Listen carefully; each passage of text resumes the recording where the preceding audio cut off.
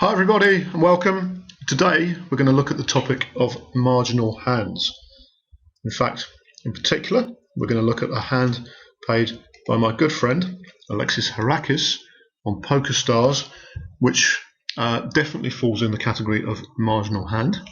And we're going to be looking at, in particular, how strong a hand do I need to continue in a marginal position?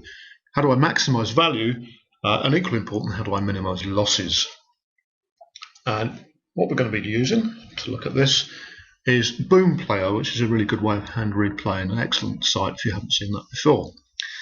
The Alexis is on the top left hand corner there, Alexi 2-3 off, that's his favourite hand, I kid you not, and a very wild and aggressive player. And Alexi is playing on the 8 game, which you haven't come across it before, is a really good game on PokerStars. We play a variety of poker games, including No Limit Hold'em and PLO, but also games such as Raz, Stud 8 and Stud High, and really does broaden your poker horizons to play these different variants. And one of the reasons for learning all about Omaha 8 is because it's a key component of the 8 game. So the limit is 20-40 at limit, and after the blinds are posted, Alexi is dealt 2-3-5-7 with diamonds, and that's a nice speculative hand. You're really looking for an ace to flop ideally, but if it does, you can have a good disguised low with counterfeit protection. Personally, we've spoken about before about pre-flop under the gun. If it's Hold'em, I'm always raising. In Omaha 8, I quite often will limp just because I want to see the flop and see if I've hit, and hand values run very closely together in 08, so you don't necessarily need to take opponents off their hands pre-flop. In fact, with a speculative hand like this, you may want a multi-way pot. But a raise is fine as well, and this is what Alexi does. And after the raise, if he was worried about discouraging people, he needn't have worried, because it's a party and everybody's invited. And okay, the small blind folds, but we get a 5-way flop here. So what sort of a flop's it going to be? That's not a bad one if you're coming in with low cards. Alexi's currently got the nut straight with his 3-5. He's got a redraw to a very weak flush, and if an ace hits, he makes the wheel. So a pretty nice hand. You're going to be looking to get money in with this hand.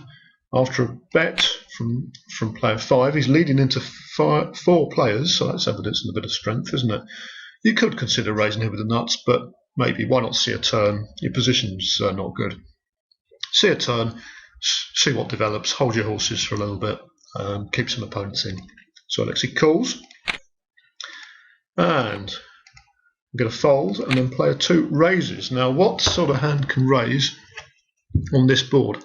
I would speculate a pretty strong hand would be needed to raise here. Maybe an ace 3, an ace 3-5 perhaps, nut flush diamond draw with low potential perhaps. That's what I would be looking to raise with. What's going to happen now? We get a call of 2 bets from player 3, so he obviously likes his hand, and everyone else comes along again, and 4 of us see the turn. Turn is another 6. That's not a good card for Alexi. He's paired the board, so he no longer has the nuts for the high, because a full house could be out there. There's 2 flush draws on the board now, and of course he could still be bitten by ace 3 for the low. So this is now a very marginal situation. But the pot's pretty big, $3.70, so let's not do anything in a hurry. There's a check. Pretty clear that we're going to check behind. We're expecting player 2 to bet, and indeed he does as the aggressor on the flop. Is anybody going to go away? Nope. Nope. And Alexi closing the action here, that's important to note, and it's only 1 bet. And the pot now has $4.90 in it, so pretty clear call to me, because you could be best for high or low. You may not be, but you could be best for one way. You're closing the action. And of course, if an ace falls, then you have the nut low, and if the 5 of diamonds falls, you have a straight flush. So you've got at least 5 outs here, even if you are behind. So, what's the river going to bring? Will it bring an ace? No. It brings a queen of clubs, a blank. Okay, so our hand is now very marginal indeed. And after player 5 checks, we naturally check. We expect a bet from player 2, who we think has got ace 3. Player 3 calls. Okay, final decision for Alexei here. There is now $6.50 in the pot. He has a straight on a paired board, and he has 3-5 for the third nut low. Marginal both ways. If it was 2 bets, I would be folding here because of the possibility of even more money going in after I called.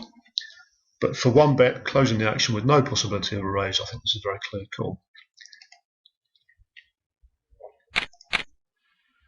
And let's just have a look and see the outcome. So hands are turned over. What will it be? Player 2. Now there's a surprise. He has a pair of queens for high, which he made on the river, so 2 pair. And he was betting, raising and betting throughout with the 3rd flush draw on a paired board on the turn. That is a surprise, I have to say, and we currently have him beaten for both directions. Next player, player 3, he has trip 6s for the high, and he was running with a jack high flush draw for the high, and he had no low potential. I've got to say that's a pretty damn bad hand as well. Lovely hands, both of these 2 hands, lovely hands for Omaha high, but for high low, well, player 2, I don't really like playing that, but I guess if you hit a high board, it could be good. Player 3, I really don't like that hand. It's really difficult to make the nuts, and if you ever make a nut straight, it's pretty likely there's going to be low cards on board.